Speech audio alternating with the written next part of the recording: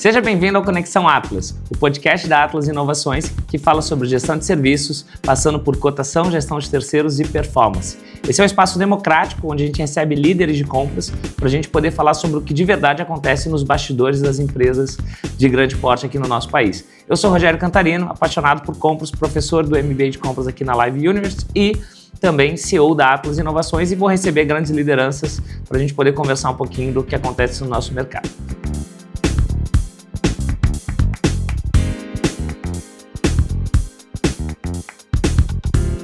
Fala, comprador! Começando mais um Conexão Atlas, e hoje eu tenho a honra de receber o Eric, uma pessoa muito especial da nossa indústria de compras, está no mercado há muitos anos, podemos dizer que foi um dos pioneiros do setor de compras aqui no Brasil. Ele vai poder contar um pouquinho dessa história e dividir conosco. E o Eric está trazendo para a gente uma grande novidade. Ele começou a empreender recentemente e fez uma grande pesquisa com o setor de compras, com vários executivos, e a gente vai conversar um pouquinho sobre ela também. Então, Eric, muito obrigado por estar aqui conosco no Conexão Atlas. Espero que a gente faça uma conversa super leve aqui, bacana. Prazer estar aqui. Se você puder se apresentar um pouquinho para a nossa audiência. Poxa, Rogério, muito obrigado. Obrigado pelo convite. Um prazer estar aqui. Parabéns pelo podcast que vocês estão montando aqui da Atlas. Eu já assisti alguns episódios e vocês estão mandando muito bem, cara. Muito legal. Obrigado. Honrado de estar aqui hoje. E conta pra gente um pouquinho como é que começou a sua trajetória em compras, cara. De onde você veio, né? O que você fazia e caiu em compras? Como é que foi um pouquinho dessa história? Tá, vamos fazer um disclaimer aqui. Vamos falar a vida como ela é, tá bom? Vamos jogar sério aqui. Eu comecei em compras em 99, ou seja, muita gente que está assistindo aqui provavelmente não tinha nascido, era bebezinho de fralda. Eu comecei em compras em 99 na Cargill, né? Eu fiquei um bom tempo na Cargill, fiquei 17 anos na Cargill. Qual foi a ideia? A Cargill, na época, ela tinha várias unidades de negócio separadas na América Latina, várias fábricas no Brasil, elas não se conversavam, as áreas de compra eram puramente operacional, e veio um projeto global de criar estruturas corporativas para a América Latina, né? E eu posso dizer que, compras acho que me deu excelentes oportunidades. Então, pela Cargill eu fui o controller da área de procurement, né, para a América Latina. Eu tive a oportunidade de trabalhar no segundo pool de compras, que a gente chamava Consórcio de Compras do Brasil. O primeiro todo mundo conhece, né, que era o Agrega, com a Ambev e a Souza Cruz. O segundo foi o nosso. Era a Cargill, Sadi e Danone. Então, uma empresa americana, uma empresa brasileira e uma francesa. Imagina a diferença cultural. E me puseram como CEO desse consórcio por 3 anos. Então, minha tarefa era tentar fazer as 3 áreas de compra trabalhar em sinergia, né? Alavancagem, trazer inovação para as empresas, e foi excelente. Na época que não tinha home office, não tinha tecnologia como tem hoje, então eu trabalhava dessa forma. Depois eu tive a oportunidade de morar na Argentina pela Cargill, 2 anos, expatriado responsável por Venezuela, México, Argentina. Daí em 2011, pessoa que foi essencial na minha carreira, eu vou falar dela, é o Paulo Silvério, que já aposentou, mas ele era meu diretor na Cargill e me chamou: olha, tô indo para a Bunge, vamos montar a mesma coisa aqui na Bunge. Eu falei, vamos embora. Aí em 2011 eu fui para a Bunge. Na Bunge eu fiquei até o ano passado, né? Tive a oportunidade de morar 9 meses na Europa, em Genebra, fazendo uma estruturação de procurement para a Europa, que a gente pode conversar um pouco também. E depois 3 anos nos Estados Unidos, na matriz da Bunge, em Nova York, na época, e cuidando do Centro de Excelência para Procurement, que é outro negócio que às vezes as pessoas esquecem que existe, mas a gente montou Shared Service Center na Índia, no Brasil. E daí o ano passado eu saí, esse ano eu resolvi fazer 2 coisas diferentes. Eu montei a S2Z Consultoria, que é uma consultoria boutique, vamos pôr assim, especializada em procurement e com uma pitada de supply chain, focada principalmente em transformação das áreas, treinamento e mentorias, né? E além disso eu estou atuando como conselheiro consultivo do grupo No Box, que é outra parada muito engraçada, a gente pode falar mais pra frente. Mas essa é a história. Bem legal. Faltou duas coisas. Sou pai da Estela e o marido da Simone. Porque se eu não falar isso, não tá completo. E essa é a parte importante. Essa é a parte importante, entendeu? E hoje tem jogo do Brasil, moçada. Brasil e Japão, vamos lá. Já vamos ganhar mais Tamo lá. E Eric, explorando um pouquinho esse início de história que você falou da Cargill, você foi criar a área de compras, né? A área de compras não existia. Era algo... Quando a gente fala de 90, ali, anos 90, estavam começando a surgir as áreas de compras, né? Como departamento, né? Existia ações isoladas. Mas como é que foi um pouquinho dessa transformação? Ô, Rogério, é um negócio bem legal. E eu não falo compras, eu falo procurement. Porque um dos problemas do pessoal de compras, a gente se menospreza. Né? A gente ainda se menospreza, e isso é ruim. Todo mundo fala supply chain, todo mundo fala marketing, IT, mas quando fala na área de compra, é os compradores lá que ficam. A gente não compra, a gente negocia, a gente planeja, a gente faz estratégia para o negócio. Então por que não pôr um nome bonito? Então a gente chama de procurement. Então foi daí que começou lá atrás, né? Primeiro foi por governança. Governança em compras, em procurement é tudo, né? Procedimento, ética, padronização, processos. E isso numa época que não tinha muita tecnologia. Hoje, soma tudo isso a parte de tecnologia que está vindo com tudo. Né? Então foi um desafio legal, muito trabalho com os stakeholders, acho que é um ponto legal para a gente conversar aqui até depois da pesquisa. Os stakeholders são todas as outras áreas para quem a gente trabalha em conjunto. A gente não presta serviço, a gente trabalha em conjunto. Então essa é a história da trajetória aí de procurement. É bem legal essa visão de trabalhar em conjunto, né? Porque a gente ouve muito quando a gente fala da área de suprimentos, de compras, de procurement, do nome que a gente quiser trazer para ela, né? Mas a gente ouve muito o pessoal falando de cliente interno, né? Isso. Eu sou uma área de prestação de serviços interna. E ter essa visão de, cara, não sou isso. Não sou mais isso. Porque mudou. Eu não sou uma área operacional, não vou estar dentro de um CSC para estar prestando serviço efetivamente. Tem um trabalho de complementariedade extremamente importante para impactar o negócio.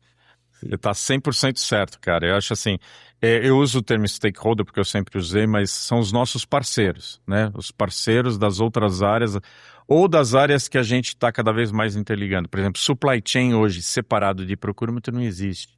Quem ainda está nessa vibe tá ficando para trás.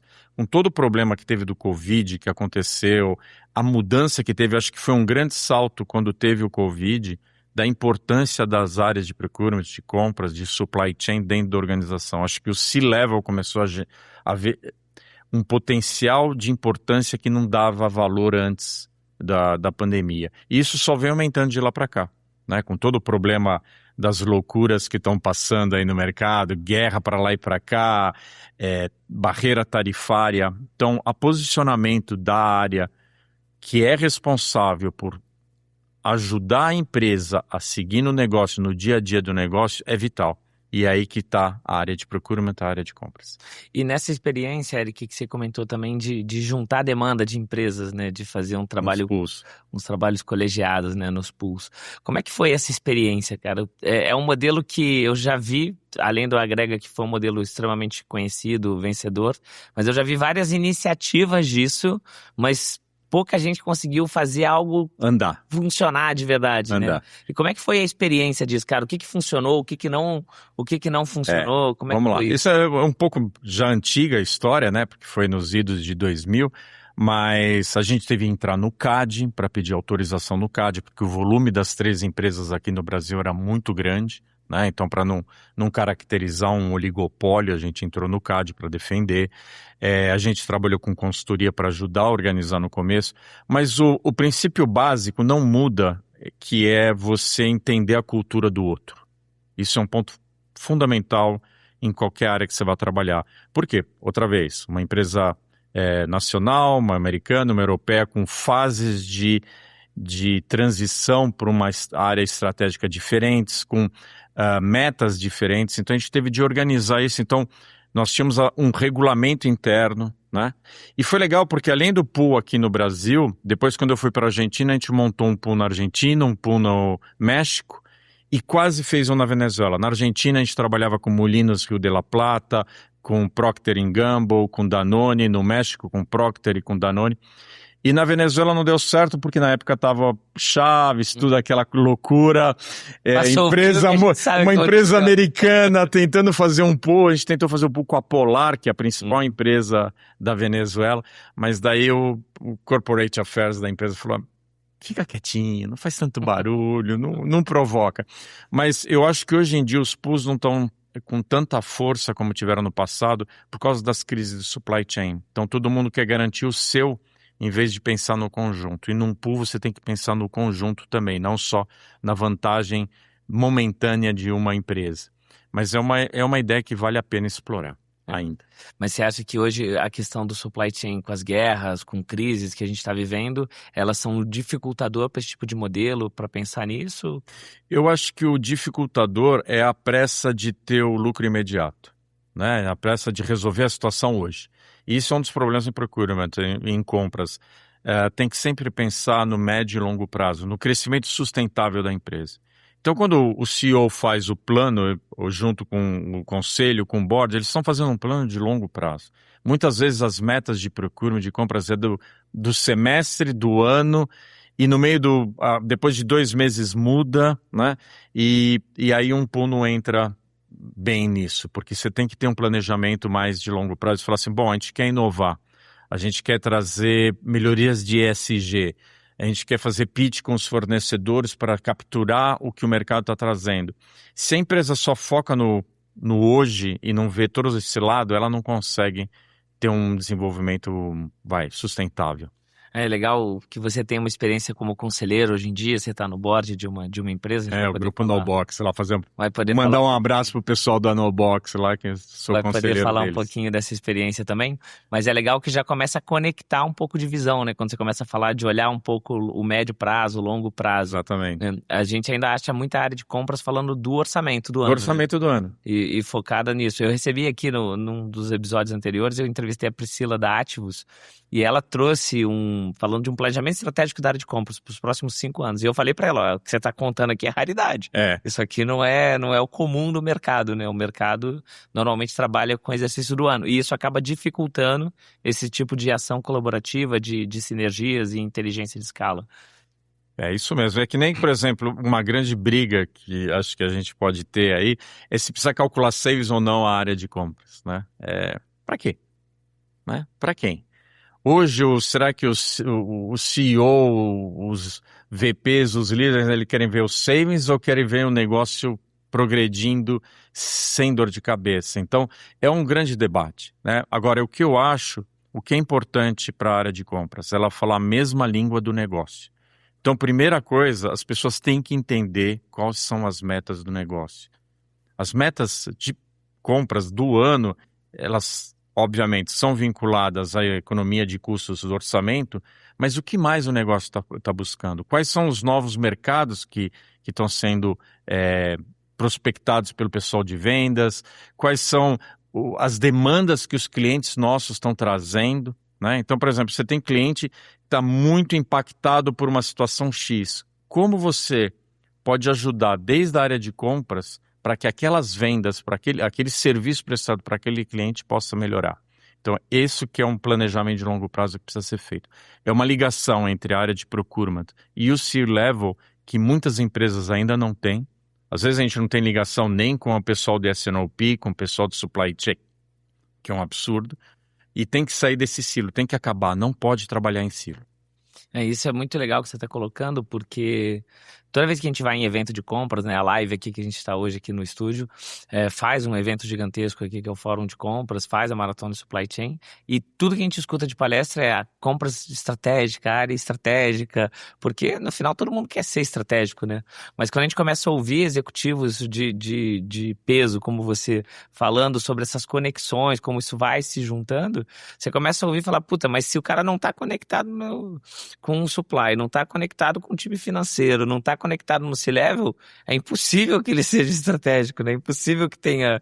Um líder de procurement de compras, ele precisa ter um lugar na mesa, né? E o pessoal abaixo dele também. Então, se você está num processo decisório, que você simplesmente recebeu a demanda, você não é estratégico. Você tem que participar da elaboração do plano. né? Então, a área de... E isso vai desde o nível do diretor até o nível do coordenador, do pessoal de baixo. Por quê? Porque eles têm que sentar com as outras áreas, têm que levantar da cadeira, tem que parar de mandar e-mail, tem que parar de mandar WhatsApp e tem que conversar com as pessoas e tem que entender qual que é o plano e tem que participar do plano. Sem isso, é uma área operacional, esquece. Eu uma vez bati um papo no passado com o Carlos Balck, que está agora na Fruti, né? Também outro cara com muita história no setor de compras, né? E ele criou a metodologia dele lá, né? O TBC, se eu não me engano, que é o tira a bunda da cadeira, né? Eu não queria falar o tira a bunda, mas levanta e vai, levanta trabalhar, vai falar com as áreas, vai resolver, né? Quando o Balck dá palestra, ele cita essa metodologia dele. Prontos, Rogério, tem muita pessoal novo que está entrando, muitas vezes não quer se expor, não quer conversar, não quer trocar ideias. Vamos falar da pesquisa, eu vou te falar qual que é o principal tópico da pesquisa que vocês vão ver que tem que levantar da cadeira, gente, tem que levantar.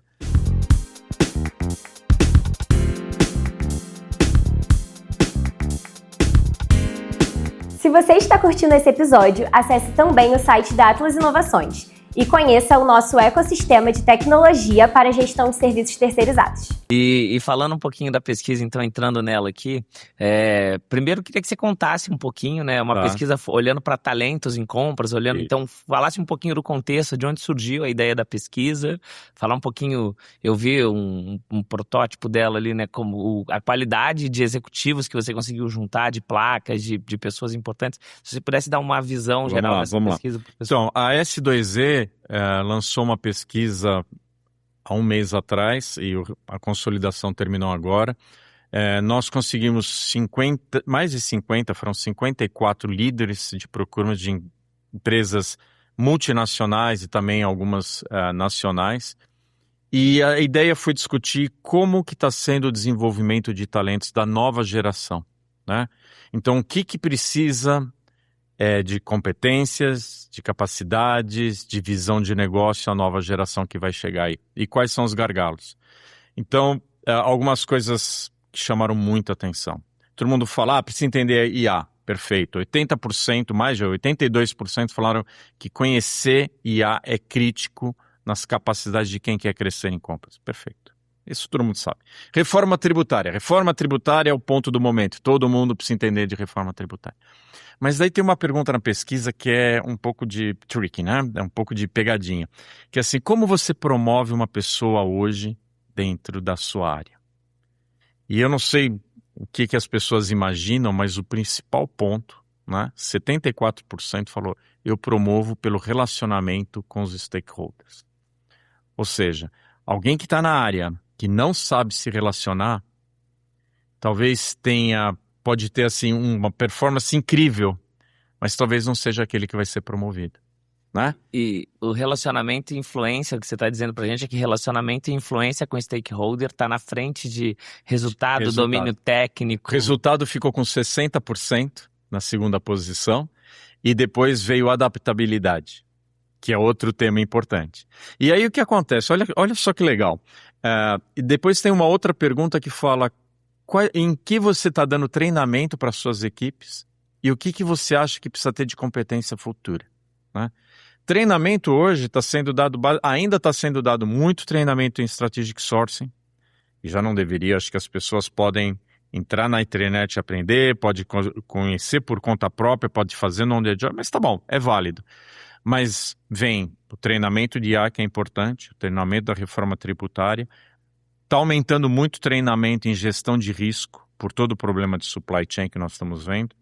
Mas capacitação em soft skills de relacionamento é só a sexta tema que é considerado na hora de dar um treinamento. Então você promove pelo soft skill, mas você não treina seu time no soft skill. Olha o gap que acontece. Né? Olha o paradoxo, a gente está chamando de paradoxo, né? Isso é muito legal, primeiro explorando um pouquinho desse resultado que influência com stakeholder é importante, né? Isso eu acho que é um termômetro para as áreas hoje de procurement, de compras. Qualquer área tem que ter relacionamento. A nossa área, o nosso setor sempre foi um setor de muito conflito interno, né? Seja o usuário reclamando, seja porque o processo está mais lento ou está mais burocrático do que o usuário entende que deveria. Então, se acaba tendo muito conflito interno. E hoje os líderes do segmento aqui de compras, né, estão olhando para suas equipes e falando, não, o cara que consegue se relacionar melhor, ou seja, que reduz ruído, que faz o negócio funcionar, para mim ele é mais importante do que o cara que me entrega um caminhão de saving, que me dá um puta resultado negocial. O cara está gerenciando o risco da empresa.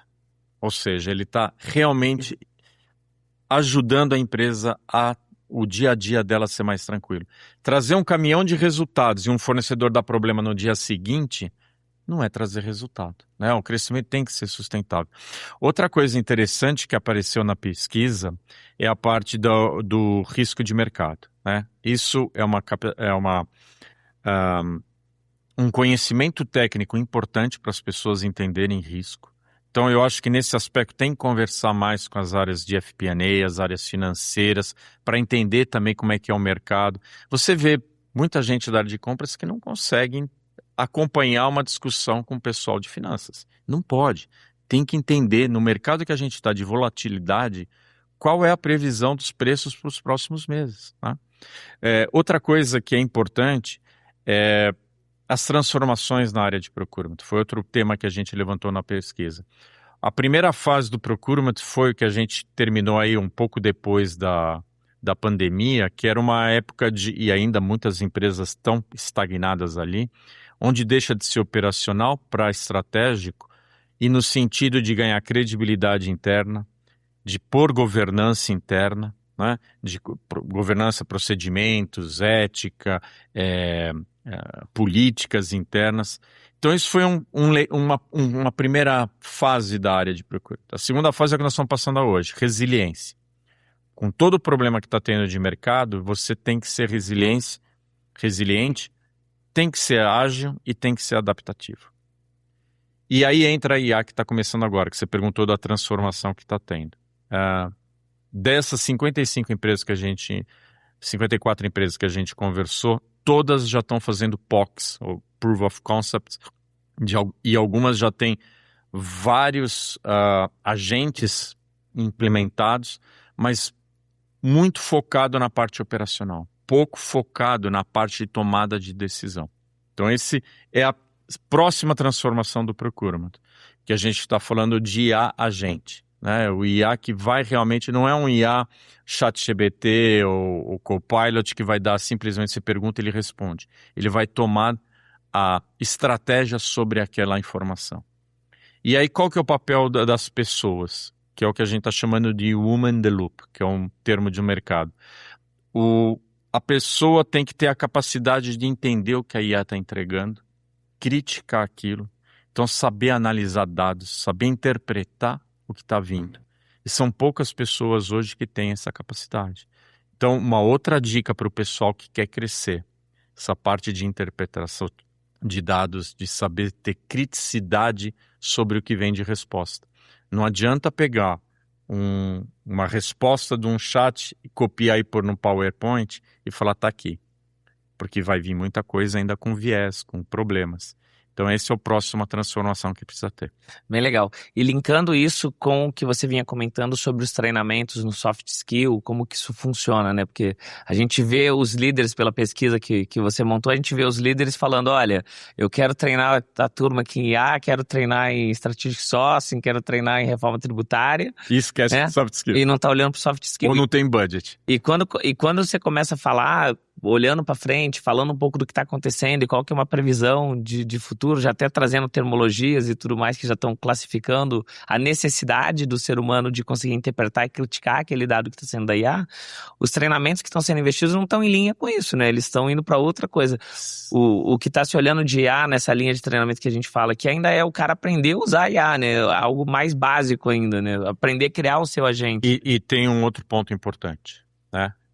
Uma outra pergunta foi, a sua equipe está preparada para o desafio que vem, né? E como você vê o pipeline, ou seja, a parte de novos líderes, né? Como que você tem uma prontidão para novos líderes, já estão preparados? Ninguém respondeu que tem equipes preparadas. Isso é engraçado porque nós estamos montando uma outra pesquisa agora com o pessoal de baixo, de gerente para baixo, E o que está vindo de resultado dessa pesquisa é o pessoal sempre se colocando como estou pronto para ser promovido. E daí você escuta o diretor falando, eu não tenho pessoas prontas para o novo desafio que vem. Então tem um problema sério aí.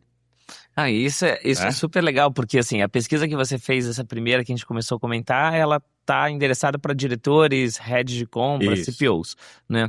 E agora você tá falando que tem uma segunda que já tá indo pro corpo gerencial para baixo. E tem um descolamento importante aí, né? Muito. O cara de cima olha e fala, ninguém tá pronto. E o cara de baixo fala, não, eu tô me dá a camisa aqui que eu vou jogar. Que eu assumo. Eu mato no peito e vou fazer gol aí hoje. E não é assim, né? E por que não é assim? Onde está o gap? O gap está nisso. Por exemplo, treinamento sobre gestão de projetos. É algo que não se fala mais. Agora, se você vai implementar toda a transformação de IA, você precisa ter alguém que saiba gerenciar esses projetos. Você tem que ter alguém com visão de começo, meio e fim de uma implementação de IA. E cadê a capacitação disso? Né? Cadê a capacitação para deixar de trabalhar em silo? Porque se a gente puser uma IA e não treinar as pessoas, nós vamos ainda piorar a situação do silo. Porque vai ser só aquele mundinho fechado, sem integração com outras áreas. Isso não serve só para compras. Eu vejo, por exemplo, minha filha trabalha na parte de trade, junto de trade marketing. Eles têm um relacionamento diário, direto com o pessoal de vendas, né? Tem um relacionamento direto com o pessoal de finanças. Por quê? Porque tem que ser assim, não adianta pensar em trabalhar em silo. E eu insisto, tem várias áreas de compras que ainda são. Saiu na pesquisa, 48% ainda se acha que a maior parte do tempo são atividades operacionais. Isso é um problema. Então você não está fazendo relacionamento, você não está pensando de forma estratégica, você não está ajudando o negócio. Você sabe que eu sou um crítico do processo atual de compras, porque a gente tem ainda muita empresa que parte da premissa que tem que comprar 100% de tudo passa por compras, fecha as torneiras todas e joga tudo no meu funil. E aí vira um puta gargalo dentro da operação. Pra quê? Você fica com um volume operacional gigante, impacta pouquíssimo o negócio, porque você não consegue ter tempo nem para entender para onde está indo o negócio, para saber o que você tem que impactar, né? Mas eu ainda acho que tem uma questão cultural de gestores de compras, de como tem que ser a área de compras, né? Acho que tem um ponto. Sabe por quê? Porque aquele não é meu, ninguém toca. E acho que não faz sentido. É o que você falou, tem que ter limites, tem até tal limite, conforme o grau de maturidade da empresa, você tem que liberar para as áreas comprar, porque não faz sentido nenhum estar centralizado. Agora, um ponto importante, até mudando de assunto, que nas áreas de compras a gente está vendo, e aí um pouco do meu trabalho como conselheiro, a gente está discutindo muito nos comitês de conselho, é o crime organizado infiltrando nas empresas, né? E a área de compras não está preparada, a área de compras, supply chain, não está preparada para detectar essa infiltração nos fornecedores. E aí, por exemplo, eu até vou fazer um pouco de publicidade de vocês, porque eu sei que vocês têm uma IA especializada aí nessa parte de controle de validação de fraude, de controle de documentação. Gente, isso é prioridade. O Brasil, da forma que está, as pessoas ainda têm na cabeça que o crime organizado é drogas, é armas, não. Vai desde plataformas de compras pela internet até frete, serviços dos mais diversos possíveis. E as pessoas não estão analisando com cuidado essa parte de fraude, essa parte de quem são os donos de verdade dessas empresas que a gente está contratando aqui no Brasil. Então, não sei nem se você quer falar um pouco da inteligência que vocês criaram, mas é algo que eu realmente recomendo para as empresas. Não, bem legal. A gente tem sim uma solução, a gente chama Smart Check, é uma IA. Isso, eu queria lembrar o nome e não estava conseguindo lembrar o nome. Smart Check é uma IA proprietária da Atlas, que vai pegar fraude em documento. Se o documento foi alterado, foi digitalizado de forma diferente, adulterado de qualquer forma, ela vai capturar. Mas a gente tem um trabalho junto, além dessa IA, a gente tem um trabalho junto com a Cial e com a Gdanke, onde a gente tem integração sistêmica. Por quê? O processo de homologação para as empresas maiores que já fazem um controle disso, ele normalmente vai para o CNPJ contratado. E aí é muito comum, quando vai para serviço, que a gente faz a gestão de terceiros lá na ponta, é ver que tem subcontratado. Está quarteirizado. Quarteirizado. Então, hoje a gente tem um processo que colocou um subcontratado, a gente starta de volta o processo de homologação. Cara, homologa esse aqui também, porque esse aqui também eu quero saber se está politicamente exposto, o sócio, quem é o sócio, né? Se tem alguma questão específica ali. Hoje em dia está muito forte isso, né? Então, do crime está envolvido em uma série de empresas, desde fundo de investimento que investiu dinheiro e você tem que agora fazer due diligence no fundo para descobrir de onde veio o dinheiro, Pois é. até o próprio fornecedor que está ali na cadeia, né? 2, 3 anos atrás a gente se preocupava com fornecedores pequenos e hoje em dia o que está sendo visto nos relatórios do comitê de conselhos são empresas de médio e grande porte que estão sendo adquiridas parcialmente por sócios que têm ligação com crime organizado ou por laranjas. Então tem que ficar muito esperto com troca de societária que ocorre nos fornecedores e as pessoas não estão vendo isso. Eu lembro que o que acontece na maioria das empresas, elas fazem análise uma vez quando faz RFQ e depois nunca mais, né? Ou vai fazer depois de 2, 3 anos uma análise de novo em quem são os sócios que estão ali. Mas de onde vem o investimento? De onde vem o dinheiro por trás desses fornecedores? Então tem que ficar muito preocupado com isso. É outra coisa que não está sendo vista com prioridade. A IA pode ajudar. Eu acho que vocês com a IA estão um passo à frente do mercado nisso. Se você está curtindo esse episódio e quer acompanhar mais conversas como essa, segue o Conexão Atlas no YouTube, no Spotify e no Apple Podcast. E não me deixa de seguir também nas redes sociais, Rogério Cantarino e a Atlas Inovações lá no LinkedIn. Um abraço. E a gente também, explorando um pouquinho esse assunto junto com a questão de silos, a gente entende que os silos, eles ajudam a piorar um pouquinho esse problema. Completamente. Porque a informação não circula, né? E isso vai acabando aumentando ali toda a tese de negócio lá da Atlas, quando a gente montou a companhia. A tese é literalmente fazer cruzar dados, né? Saiu o dado da gestão de terceiros para o cost breakdown, saiu o dado do cost breakdown lá para a gestão do contrato. Então fazer isso se conectar de uma forma que você ganhe eficiência. Tem que ser rápido. Tem que ser rápido. Tem que os processos são rápidos, né? Se você quiser fazer tudo manual, com 5, 6 fases, não vai dar certo, você vai perder o tempo, o teu stakeholder vai cobrar por que não sai o processo, e pior, vai fazer de qualquer jeito e depois pode dar um problema sério lá na frente com uma investigação policial. Não, essa parte é super sensível e eu acho que na pesquisa até você comentou um pouquinho, a gente viu a pesquisa também, antes os treinamentos que foram feitos em 24 e 25, a gestão de riscos era um dos últimos, e agora ele já é o quarto item mais citado, né, como necessidade de investimentos para 26 e 27. E acho que isso vai um pouco em linha com isso que a gente está comentando, não só da questão do crime organizado dentro dos fornecedores, mas também com denúncias de trabalho escravo que aumentaram de forma significativa, exposição de marca nessa frente. A exposição de imagem hoje para a empresa pode acabar com todos os saves que foram calculados num acordo. É simples. Em 1 minuto, uma matéria que sai, um Reels que sai, um Instagram da vida, destrói qualquer ganho que a área de procurement apresentou. Então precisa ter muito cuidado com a seleção criteriosa dos fornecedores e com essa análise. O ISG, muita gente acha que ficou para trás. Eu acho que não. Eu acho que está cada vez mais forte a parte de ISG. E parte do ISG é o governance. Mas o governance, as pessoas esquecem dele. Elas vão muito mais na parte de sustentabilidade, da parte do meio ambiente, que é importante. Mas na situação que o Brasil está vivendo, se você não tiver políticas fortes de governance, você vai ter problemas. E na experiência de conselheiro você está vendo um pouco disso, mas como é que foi isso também com a pesquisa? Conversando com CPOs, conversando com heads de compras. Como é que você entendeu que no treinamento a gente vê que saiu de um dos últimos, foi para quarto. Mas além disso, tem algum outro indicador que mostra que o pessoal está preocupado com isso? Ou você acha que ainda é um tema? O que o pessoal está preocupado os projetos de IA ainda não trouxeram o retorno esperado. Estão trazendo melhorias, estão economizando processos, estão economizando. Mas ainda não trouxeram tudo aquilo que se esperava. E parte do que se espera é isso também. São essa melhoria dos controles internos de uma forma que não tenha viés. O problema é não ter... O que é o viés da inteligência? É você ter alguns vícios de quem fez a programação, de quem montou aquilo, não ter uma IA generativa para aprender com os dados que estão ali.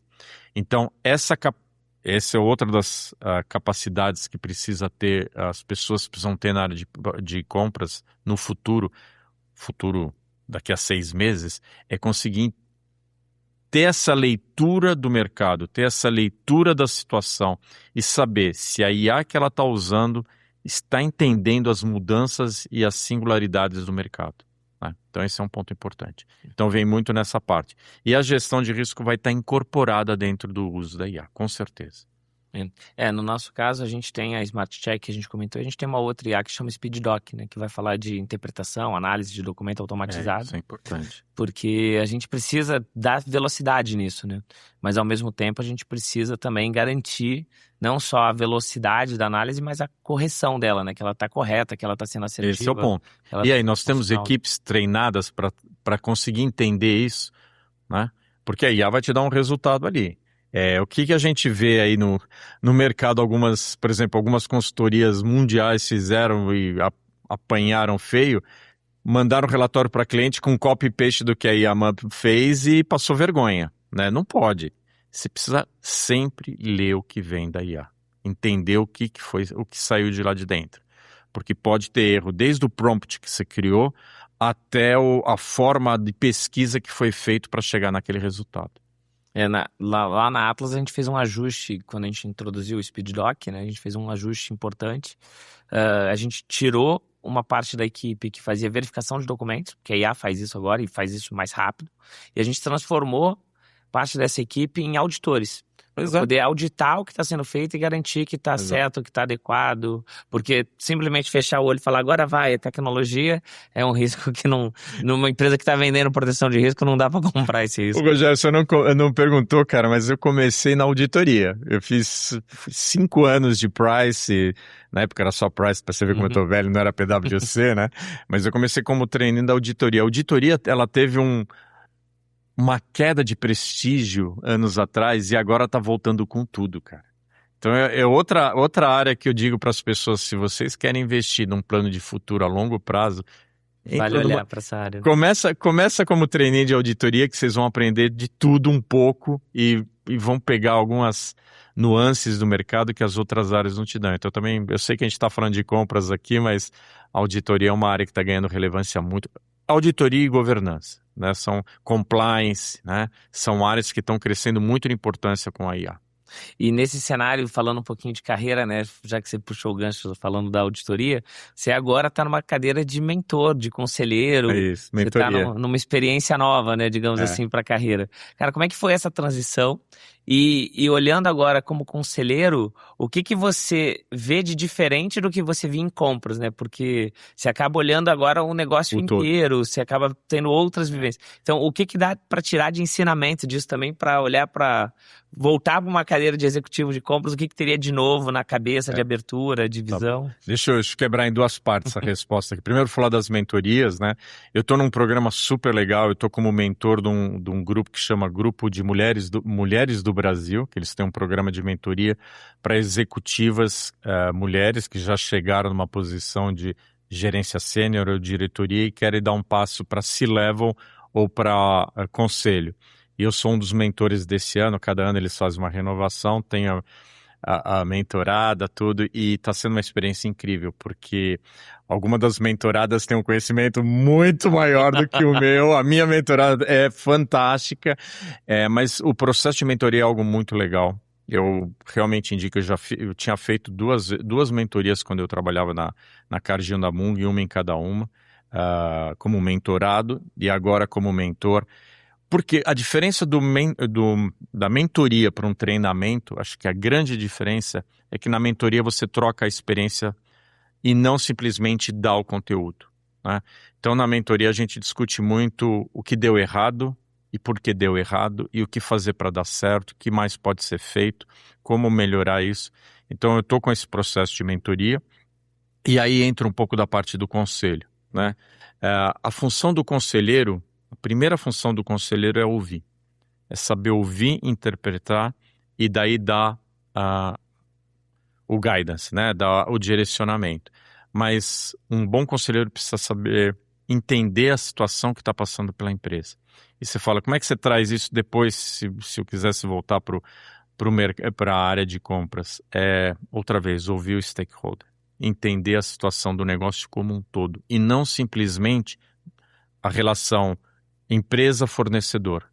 E sim o impacto no cliente, no cliente final, o impacto na área de finanças, o impacto em outros projetos que estão tendo, na área de operações, qual que é o impacto.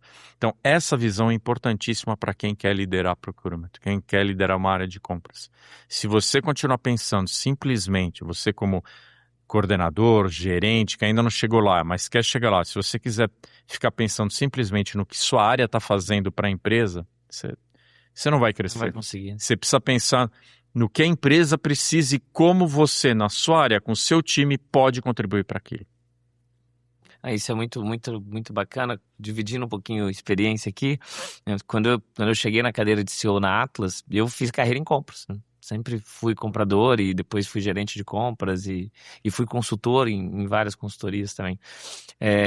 E quando eu comecei a liderar o negócio, eu preciso falar de marketing, eu preciso falar de vendas, eu preciso falar de finanças. Você começa a falar de multidisciplinaridades que você começa a olhar, às vezes você olha para trás um pouquinho nesse paralelo que você está comentando, você olha para trás e você fala assim, cara, puta, se eu tivesse interagido um pouquinho mais, se eu tivesse não só pensado no saving pelo saving, Exato. mas sim entendido melhor como aquilo encaixa no negócio e pode gerar um valor diferenciado, eu teria feito de forma diferente, eu teria feito o processo diferente. E as pessoas, qual é a grande vantagem de trabalhar na área de compras? Você trabalha com todas as outras áreas, todas. Se você não trabalha com as outras áreas, é porque você não quer. É simples, entendeu? E não é todas as áreas que são assim. Não é todas as áreas que têm essa oportunidade de ir conversar com os outros e quebrar esse silo. Mas as pessoas ainda em compras, às vezes, não querem levantar a bunda da cadeira para ir lá fazer. E outra singularidade que tem é isso, cara. Eu acho assim, por exemplo, você vai conversar com marketing. Você vai falar de savings para marketing. Marketing não quer, ele quer fazer campanha, quer fazer uma campanha atrás da outra, entendeu? O pessoal de trade, eles querem pôr produto, pôr campanha, não sei o quê. O que você tem que ajudar, ele falou, vou otimizar o seu orçamento. É isso. Essa é a palavra que ele quer ouvir. Opa, eu vou conseguir fazer mais com a sua ajuda? Vai. Então, em vez de você fazer 10 eventos esse ano, você vai fazer 20 campanhas de... Pô, aí sim você está falando na língua dele, entendeu? Então, é essa ajuda que a área de compras tem que dar. E não simplesmente falar, não, eu economizei 50% do teu orçamento. Uma área de marketing, assim, esquece, não é o que eles querem, né? É diferente quando você fala com uma área de operações que, olha, você vai economizar 50% do seu inventário. Tá bom, mas e se faltar peça e parar uma máquina? De quem que vai ser a responsabilidade? Então, são conversas importantes que as pessoas de compras precisam ter na mentalidade dela. E muitas vezes a gente vê que é só falar de resultado de saves. E isso que você está falando é muito interessante, porque a gente vai falar de indicadores dentro da área de compras, e para quem não teve a oportunidade de sentar na cadeira de um C-Level, de um CPO, muitas vezes não sabe como isso é feito, né? E muitas vezes é o próprio gestor que sugere para cima, para o CEO, qual é o indicador da área dele, né? Quais são os indicadores, quais KPIs vão ser acompanhados dentro da área. E se não começar a mudar, o KPI não for saving, começar a colocar outros KPIs que impactam o negócio, efetivamente vai ter muita dificuldade de ter essa mudança ou esse ajuste do que você está comentando aqui. Por exemplo, um KPI fantástico é quantos projetos de inovação você trouxe no ano? Você mede inovação? Quantos pitch days você fez com fornecedores que trouxeram ideias que ajudaram o negócio? Um outro KPI legal é o NPS da área. Da minha pesquisa, até saiu eu esqueci de comentar, a gente considera 80 um bom resultado, né? Tem que ser de 80 para cima. 1/3 tirou nota abaixo de 80, no último pesquisa de engajamento, não é nem com NPS, é interno. E 20% nem mede engajamento. Como é que você vai cuidar de uma área se você não sabe o engajamento do seu pessoal? Então, esse é um ponto importante. E mais, como é que você vai lidar com KPIs da área se você não sabe como as outras áreas veem a sua área, que é o NPS? Então, são 2 indicadores que precisa ter numa área de compras, né? O interno e com as outras áreas. Como é que está o resultado? E naturalmente esses indicadores vão ajudar você a aprender a falar a língua dos caras, né? lógico. Você vai precisar sentar lá, para melhorar ele, não É tem lógico, como. você precisa ouvir, Tem que ir lá e entendeu? conversar, Você né? precisa ter feedback das outras áreas. Não, bem interessante. E Eric, dentro disso tudo que a gente está falando, o pessoal de casa que deve estar nos ouvindo deve estar falando, puta, legal essa pesquisa, eu quero ter acesso a ela, né? Eu quero ver essa pesquisa. Olha, Como é vamos que lá. faz para o pessoal acessar essa pesquisa? Tem o site da S2Z no LinkedIn, né? Pode mandar mensagem por lá, S2Z Consultoria. Tem o meu LinkedIn, que é Eric Alexandre Ascensão, acho que está Eric Ascensão no LinkedIn, depois a gente pode pôr nos letreiros aí do vídeo. Bate um papo com a gente manda, a gente explica, a gente conversa.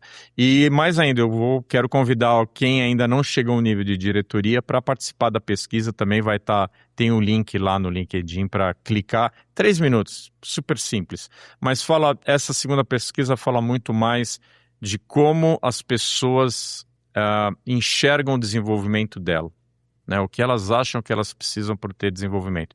E depois a gente vai dar um feedback, bom, você enxerga dessa forma, mas a liderança enxerga de outra. Será que você está indo... Será que você vai conseguir chegar onde você quer com a sua visão? Então essa que é a ideia. Não, isso é muito interessante. E nesse cenário, até como curiosidade, pessoal que está nos ouvindo, a pesquisa que você fez, a gente está falando de 50 e poucas empresas, né? Que são empresas gigantes aqui do país, né? Você conseguiu acessar CPOs... Tem pessoal pesado lá dentro. Isso não vem de uma história coisa. bonita de mercado, né? De um bom network. É o network, eu acho que isso é tudo. Esse é outro ponto importante. Eu vejo as pessoas, elas usam o LinkedIn simplesmente para... Um Facebook, e não é por aí, cara. Se você tem um contato lá, você tem que ligar para ele, tem que mandar uma nota, tem que bater um papo, perguntar como é que vai. Por quê? Você nunca sabe o dia de amanhã. Você não sabe o que essa outra pessoa pode te ajudar e o que você pode ajudar ela. E o mundo é feito de relacionamento, as pessoas não querem se relacionar. Elas querem postar, virar as costas e ir embora, ou ler o que foi postado para saber o que está sendo feito. Mas conversar ninguém quer. Isso é muito legal porque conecta com tudo que a gente estava falando aqui, né? Da mesma forma que você, para dentro da empresa, no seu trabalho, você precisa conversar com as áreas, você precisa conversar com pares, você precisa conversar com outras áreas de compras do mercado, né? Então é o cuidar do teu networking pessoal também, de como você está se posicionando no mercado, WhatsApp, é super importante. Entendeu? Né? Participa, tem um monte de grupo, eu acho que eu participo de uns 4 ou 5 grupos de WhatsApp sobre compras. Tem gente que eu vi que nunca postou nada no grupo, entendeu? Mas se tem outros que não, que são ativos. Alguém conhece fornecedor tal, alguém tem contato com... Gente, interaja com os grupos. É importante essa interação. Você fica conhecido no mercado, as pessoas lembram do seu nome e isso é bom para sua carreira, seja na empresa que você está, seja um dia que você quiser mudar. Muito legal. E caminhando aqui para o nosso final, eu sempre peço para o meu convidado dar uma dica de ouro para quem está nos ouvindo, né? Então, para o comprador que está acompanhando aqui a gente, cara, o que seria uma dica importante para essa pessoa levar para dentro da empresa ou levar para a carreira dela, que vai ficar registrado e seria o conselho do Eric, digamos Rogério, assim. Eu fiz um curso com o Claudio Tomanini uma vez, já uns 20 anos atrás. Ele é um professor especialista na parte de vendas, né? E ele falou um negócio muito legal. A empresa vai crescer com você, sem você ou apesar de você, né? Então, o que quer dizer isso? Não espere a empresa fazer tudo por você, te dar treinamento, te dar recursos. Vá atrás, corre, se mexe. E ainda mais agora com a IA, as pessoas têm que levantar a cabeça e falar assim, eu vou me especializar em alguma coisa, eu vou aprender alguma coisa nova todos os dias, todas as semanas, né?